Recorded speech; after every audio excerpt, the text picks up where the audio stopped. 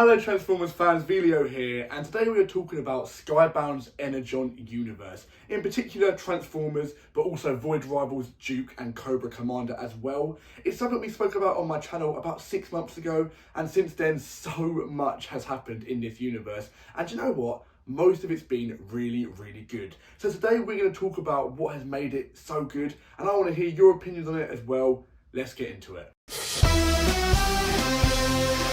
So without further ado, let's talk about the flagship title, which is Transformers. They took away the Transformers, it's just Transformers now, either way. It's written by Daniel Warren Johnson, who also drew the first arc, and last time we spoke about this, we were expecting him to be the writer and artist going onwards. But as of number 7, there's been a new artist brought in. The style's great, very much matches what Daniel Warren Johnson was doing. It looks very nice, no worries there, and Daniel Warren Johnson can now focus on the writing, and I think it's been incredible. It's been such a breath of fresh air to have a mature version of the Transformers, you know, the storytelling, the emotional beats throughout the issues, and the genuine real world things they dive into, such as the death of a parent or a brother and how that grief can alter your actions. And I feel like every single thing that Daniel Warren Johnson has done so far has really hit the mark. And online, people were quite juxtaposed at first about, you know, leaving IDW behind, myself included, because I thought IDW did such a great job. But since it's been coming out, I have seen an uproar of praise, commendation, and genuine enjoyment with the product we are getting.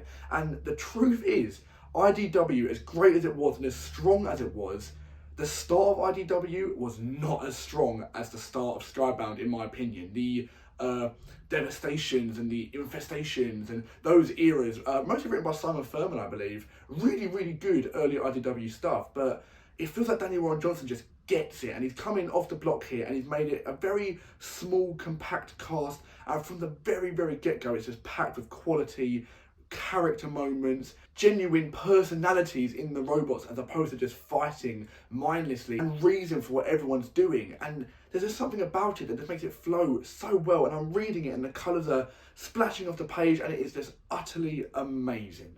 And spoiler warning for issue 7 if you have not read that yet. Here we go, but issue 7 starts with an absolute bang. We go into Cybertron, which we haven't seen yet, other than a one-page bit in Void Rivals, and a very close-up, mind you. It was the majority of it was just Shockwave with no background or anything going on. But we saw Cybertron here in all of its glory, and it looked brilliant. I was reading that with a massive smile on my face. I just couldn't believe we just gone straight into Cybertron with a cool little mission led by Elita 1 and some fan favourites too in Huffer, Wheeljack and Cup. And here's one thing that I think Daniel Warren Johnson does very well. Speaking of Huffer, Warpath and Cup, he's not afraid to let them bite the bullet, and they all bit the bullet in issue 7 early doors here. We saw them, we said hello, and then we said goodbye. And I've seen a few rumblings online. The only real criticism that I've seen is that it's a bit too, not gory, but people are dying quite often. I don't think there's anything wrong with that personally. They're robots and it's a Transformers comic, so the likelihood is we will probably see them again at some point in the future, especially if this goes on even half the length of the IDW comics went on for. But also, it's realistic. You know, the cartoon had millions of years of warfare, but apparently up until the 1986 movie, no one ever died. You know, we had 100 cartoon episodes where no one died. And I'm not saying they should have killed off robots in a children's cartoon, because that would not have gone well. And you know, kids did cry in the theatre when Optimus Prime died, so you know, they learnt the lesson the hard way. But what I'm saying is, in Daniel Warren Johnson's comic, which is very clearly not for children, it is a mature version of the Transformers, if you will, whether they're going to market it as that or not, it is. Death will happen. Is, you know, you've got these massive robots fighting one another with the potential to do so much damage to one another. It is very likely that death will happen, especially when both sides are very limited in the kind of resources they would need to make the other ones better, to get their medics to full health. You know, we've got Wheeljack going around for the first arc here without even his legs, because he can't even have the energy to heal himself, let alone the other people around him. So whilst they may come back at some point, right now they're offline because they don't have the resources to save them from the damage that they're doing to one another, and that is realistic. If this whole 7 issues so far happened and not a single robot had, you know, gone offline, whether it be permanent or not permanent, it wouldn't be realistic, and it wouldn't match the tone that Daniel Warren Johnson is setting here, in the setting that he's got, in the setting of a small cast of Decepticons, a small cast of Autobots, fighting one another. And then take it to Cybertron, you've got a small little band of Autobots trying to do a mission for a mystery person who kind of seems to be Ultra Magnus, but we're not 100% sure. Either way, they are, they've got their backs against the wall here. There's 3 of them making a run for it, and very clearly there's Decepticons surrounding them. If they all survived, it just wouldn't make sense. And the fact that only Elita 1 gets out of that, unscathed, is a lot more of a realistic thing than if none of them got hurt at all. And so without kind of going on forever about it, the point stands that the flagship title is the Transformers. And it is the main thing, because the universe is called Energon Universe. And Energon means nothing in any of the G.I. Joe, things ever.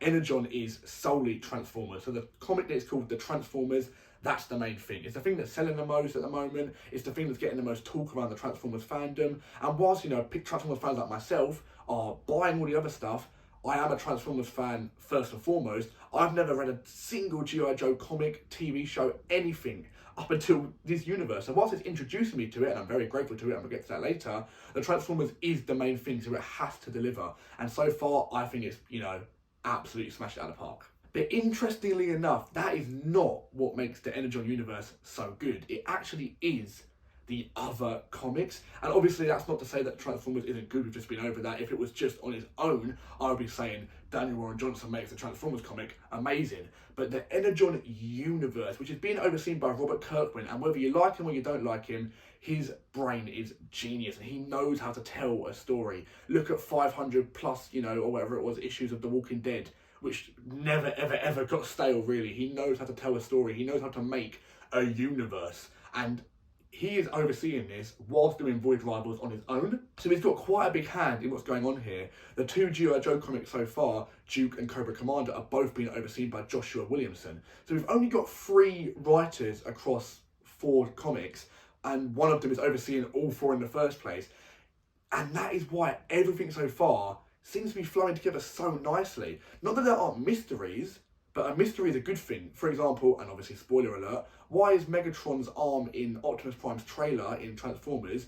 Very clearly it seems that he went down with the Ark and maybe he fell out, maybe he landed in the snow like we saw, and that's how they got his arm from the Ark falling. But also we've seen Megatron with no arms in Cobra Commander. So what's the timeline there? But that isn't a discrepancy, that isn't a problem, that's a mystery that we're going to wait and see to solve. So that's what makes things, that's the difference really between just being rubbish, not making sense, between having an actual correlated story being a mystery. And they're doing it so well so far. And as I said, the Transformers is the main thing. We've not seen, other than the smallest little bit of Duke, we've not seen anything kind of infiltrate the Transformers comic that is Transformers through and through. But the Energon Universe elsewhere, Cobra Commander, Duke, Void Rivals, it's got the Transformers littered everywhere. Starting with Jetfire's shock appearance in Void Rivals issue 1, which was brilliant, by the way, like seriously, seriously good, to then Shockwave popping up on Cybertron a couple issues later. Duke's whole story is about Starscream and what he saw in Transformers issue 3 or 4, I think it was, and his whole 5-arc story is about what he found and finding out the truth effectively. And then you've obviously got Cobra Commander, who right off the bat is doing the dirty work with Megatron. It's all littered everywhere, and it ties it together so nicely. And for people who haven't read G.I. Joe before, like myself, I'm learning a lot as I go along. I don't know who Duke is, I don't know who Cobra Commander is. I'm finding out about his characters, about the side characters, about the universe of G.I. Joe as I read it. But having the Transformers littered in here and there, it's not essential, it's not integral to the story at all, but it keeps me very, very hooked. It makes me want to get the next one until I have the same, or not the same probably, but until I have a similar level of care for the G.I. Joe comics that I do for the Transformers comics. It is genius from Robert Kirkman to not go cold turkey G.I. Joe and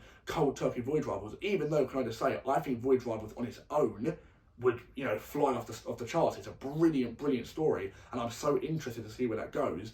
But for people who are, massively Transformers fans and not sure if they want to buy into the Energon Universe, you've got Transformers in different parts of this universe. So you want to check in, you want to find out what's going on, and then you buy into the story that's happening anyway, because it's a really good story. So to focus on Void Rivals then, like I was saying, is brilliant. We are 8 issues in now, and the cover for issue 9, spoiler alert of course, has Springer on the front. Now the thing is, that actually might not mean anything, because Transformers issue 4 had Wheeljack on the front, and he never turned up. It was Jazz who turned up, and Wheeljack didn't turn up till the next issue with, you know, half his body effectively inactive. But Springer is on the front cover. So that is really, really interesting. It's really, really, you know, gripping to have your front cover be a massive spread of Springer. And it's what I just said. If you're a Transformers fan who wasn't sure about Void Rivals and a fan favourite is on the front cover of one of the issues, like it or not, you're invested, and you're going to find out. And then you will find out that the Void Rivals story is amazing. And if you ask me, Robert Kirkman is a massive Transformers fan. There's no way what is going on in Void Rivals is not part of a master scheme. My bet is Shockwave, although it could also very, very, very definitely be the Quintessons, because they have shown up in Void Rivals twice now, I do believe. Obviously, you had the Judge, and then you had actual Quintessa, the planet, with all of their judges on there, talking to Skuxoid, who's another Transformers Season 3 cameo. So, you know, Robert Kirkman is really going into, like, the Season 3 vibes of Transformers, where you're out in space, and there's 100 different planets, and anything could happen. And it's so different to things like Cobra Commander, who thought that Earth was it, and he was looking for a new kind of energy, and he found out about Megatron and realised there's so much untapped potential. He found out about Energon, and that there's so much potential and life out in the stars. So his whole story is about finding out what Energon is. So it's all kind of linked in that way, and obviously that's so grounded and so Earth-based, and they're only just kind of scraping the surface of, oh my gosh, there might be more than just humans. And then you go to Void Rivals, and it's an intergalactic adventure where there's different aliens and species, and the two main characters are yellow with blue hair and green hair, and you've got Skuxwood, who's a walking boar, effectively talking to Quintessons. It's, you know, it's crazy. The stark difference is absolutely incredible, but it all flows so perfectly, and that's why I can so easily see Void Rivals crossing over here, almost a bit like Guardians of the Galaxy when they come to Earth in the Avengers. You know, these planet-busting space pirates, effectively, coming over to Earth in this grounded story. And, you know, you've got Spider-Man going, oh my god, there's life in space. And, you know, you've got the Guardians of the Galaxy turning up, and it's all kind of crazy. That could so easily happen, I think. I could see the two main characters, Derek and Salila in Void Rivals, hanging out with Duke, and they're just like, what's going on? And they have an adventure together. It doesn't feel like 4 different stories. It feels like 4 brilliant stories that are genuinely, very clearly part of the same universe. So my early bets for Void Rivals is that it's a Shockwave experiment gone terribly wrong, or Shockwave is kind of like puppeting the whole thing. But there's kind of like a war going on right now that shouldn't be a war. Red versus blue vibes, if anyone knows about Red versus blue, that's an old throwback for you. But yeah, it's very much like that. A war between two sides of a planet that is effectively one big manipulation, one big lie. It shouldn't be happening. And I reckon Shockwave is behind it. That's my early prediction. But moving on to Duke and Cobra Commander, this is interesting for me because, like I said a few times now, I'm not a G.I. Joe fan, but I'm so willing to find out about it, especially since we are going to have a Transformers and G.I. Joe movie coming up. I'm pretty sure that is a sequel to Ride of the Beast, not 100% confirmed yet, but the next big screen movie is G.I. Joe Transformers, and that's what it always looked like it was going to be from the Ride of the Beast's post-credit scene. So I'm really interested in finding out about these characters in this universe. So I was all in, I bought all the issues, I've been reading them on release day, but I don't think Duke is as good as Cobra Commander. I don't know why, I can't even put my finger on it, but I think Duke is a tiny bit shallow compared to Cobra Commander. Cobra Commander is a really cool character to me. Just from what I've read, I've literally read 3 issues of Cobra Commander, and that's it. That's my whole G.I. Joe Cobra Commander experience. And I've read 4 issues of Duke, and that's my whole experience. So I cannot say anything. I might be well off the mark here. Duke might be the most awesome character in the world, but I might just be not as educated. So from the 4 issues of Duke and the 3 issues of Cobra Commander that I've read so far, and that's my only bit of input I've got, Cobra Commander feels quite conniving. You know, he's really, really interesting to me. What are his true motivations? Is he loyal to Cobra Light? Is he in it for himself? He's almost like the mad scientist Shockwave version of, you know, the G.I. Joe universe, if that makes sense. So I could see him working with Shockwave, working with Wheeljack and betraying the Autobots. I could see him using his intelligence and his sneakiness to infiltrate his way into a Transformers story and fare pretty well there. Duke well, he had one encounter with Starscream, almost died, and has been traumatised ever since. I'm not knocking Duke, he seems pretty cool. And I actually quite like the supporting characters in Duke. You've got Stalker, you've got Rock and Roll. They're cool supporting characters who I kind of prefer to Duke right now. The whole on the run thing I'm a fan of. It's not very black and white. It's not what I expected. I thought he would be, the true all-American hero. So it's interesting to see him going a different way about it. Joshua Williamson writing the story. But it's his character just feels a little bit like, punch one person, move on to a new location, punch another person, move on to another location. And already it's a little bit far-fetched because this geezer should have been dead at least 7 times by now. So if he is just a human, just a good soldier, he's got no supernatural anything, Cobra Commander had, close to death and got a whole dodgy little medical thing happen to him, bit by a cobra, all this happened, la la la. He's clearly got something going on with his anatomy. I don't want to know what his wee looks like. But Duke, he's just a geezer. He's a normal person. And he's had bullets, hundreds of bullets at him like that. He's had 100 men on him like that. He's been punched, he's been beat up, he's been borderline tortured, he's been locked in a cell, he's been almost shot at close range, he's been missiled out of a jet. And he's just getting on with it. Like, he's a tough guy, gets on with it. And it takes me out of the story a little bit. And it makes me just feel like he's just, he's indestructible. He's just going to punch someone, get punched a little bit more, punch him back, and then move on. And that's my one gripe with it so far. The one thing that I've not been 100% convinced on. But there's one issue left with Duke. I'm interested to see where it goes. It seems like he's got to his final location now. So we'll see where that ends. If that's a kind of, I assume it's not going to be a solid ending. It's going to lead to something else. That is the end of the Duke mini-series, but I assume there's going to be a G.I. Joe ongoing at some point, or maybe they'll cross him over, who knows. But I'm interested to see what happens there. So I'm not 100% lost on it. I am interested in the story, but we've still got some more Cobra Commander to go, and I'm a lot more invested in that. And I could see him crossing over into the Transformers comic more right now than I could see Duke.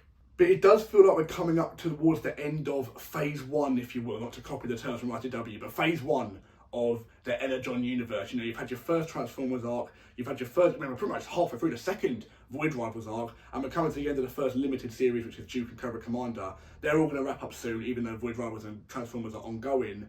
It does feel like we're getting towards the first, the first chapter closing. So I'm really interested to see what the second chapter will be. I do predict a G.I. Joe ongoing, because it's the only one out of the 3 things so far that doesn't have an ongoing. I can see Void Rivals and Transformers going on for, at this rate anyway, 40, 50 issues easily before maybe they cross over and do like a merged one or something like that. Who knows? We're miles away from there, but I can see that as it stands really easily happening. I think they're setting up G.I. Joe. G.I. Joe isn't an organisation yet at the moment, I'm 99% sure, or if it is, we've not been told about it. The words G.I. Joe have not been uttered, whether that's I don't even know what that is, a person, an organisation, I actually don't know. Is G.I. Joe Duke's promotional name? We're going to find out. That might be the worst take in the world. We'll find out at one point. But I think right now, Cobra Commander is going to be the villain, I'm pretty sure. And they're setting us up to almost a little bit like, to reference it again, what Marvel did. In the first phase, you've got your individual superhero stories, and then the last one is the Avengers, and that's your phase 1. I feel like we're doing that with G.I. Joe right now. We're meeting all the little people here and there, and then you're going to have G.I. Joe come together to maybe stop, Cobra Commander and his big world threat, whatever's going to happen. So even though I did knock Duke a little bit, I'm 100% hooked. I'm 100% into the story, and I think Transformers and G.I. Joe being a thing together, which does seem to be what Hasbro are pushing for at the moment with, they've got toys coming out at the moment, which are like Soundwave turned into a G.I. Joe vehicle, Megatron into a G.I. Joe tank, stuff like that. You've got the movie, and now you've got the shared universe. It does feel like they're kind of grouping them together, and if it continues on this trend, I've got no problem with it. I know some people do have a problem with it, so let me know what you think in the comments. Would you rather they be separate things, or are you happy with the way things are going? But just personally, I think so far the Energon Universe has ticked every single box. And, you'll look back to my first videos on this channel, which were about the Energon Universe. I gave my predictions for what the characters were going to be, and I gave my initial opinions on, the very first issues. And since then, everything that I thought might happen has genuinely been blown out of the water. Don't get me wrong, I love Robert Kirkman, I love The Walking Dead, I love Invincible, so I like his work. But I thought it would be good.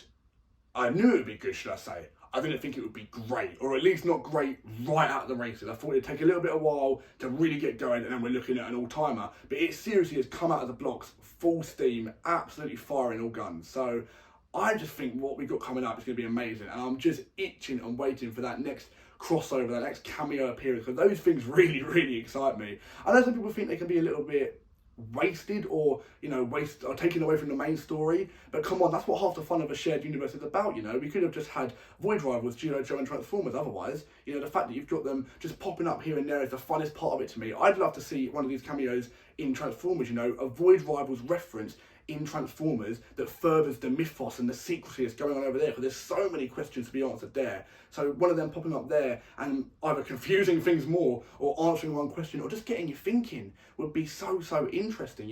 Jetfire going from Void Rivals directly into Transformers was such a cool little bridge between the worlds, and once again showed that interspace galactic travel that Cobra Commander and G.I. Joe are nowhere even near right now, because they saw Starscream and they freaked out and wrote a whole 5-issue comic about it. Sorry, Duke, I'm knocking Duke too much. But all in all, the Transformers universe right now is absolutely flying. IDW was amazing, but in my opinion, it just did not start off anywhere near as strong as this. So it makes me so excited about what the future holds for the Energon Universe. I've bought every single issue so far.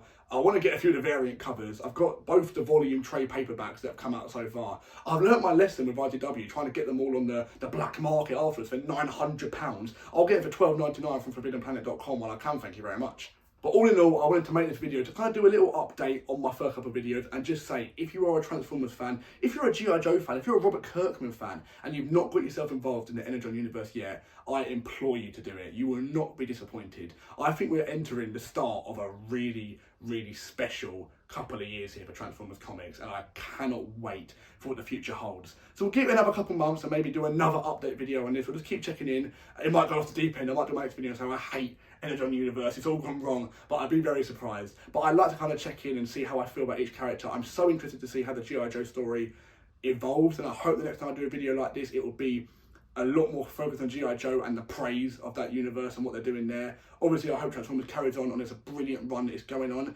And maybe most interestingly, I can't wait for Void Rivals. I don't know why they're all there in my head, I can actually see them in my head apparently. But yeah, I'm so interested about Void Rivals. There's so many questions I have. I can't wait to see them answered, and I can't wait for the eventual crossover, the colliding of worlds that we know is going to happen anytime soon. But I really am interested to see what you guys think about this. So if you have enjoyed this video, let me know with a comment below and let me know what you think about the Energon Universe so far. I did a video about the Marvel UK comics a couple months ago. I got so many comments on that. So many people had so many opinions and memories of their first time, reading these comics. This is our version of that. For people who weren't around in the Marvel Comics days, I wasn't even there for the start of the IDW comic days. I got into that very late. So this is my first ever time following along monthly, following along live, if you will. So if it's your first time, enjoy it. This is our moment, if you will. And to all the people who are returning for another round, I hope you're loving it just as much as we are. And I hope you're finding it to be a breath of fresh air, just like we are as well. So let me know in the comments what you think about it. I'd be so interested to see what everyone's feeling. And if you have enjoyed this video, please do consider liking and subscribing. It would really help the channel to grow. Thank you all so much for helping me out with the content. I've had so much growth recently with all this Transformers content, and I've been loving making the videos. I've had a little bit of a small break here, a couple of weeks, sorry about that guys, but we're back swinging now for more videos, and I can't wait for the next one. I will see you all for that very soon. Bye bye.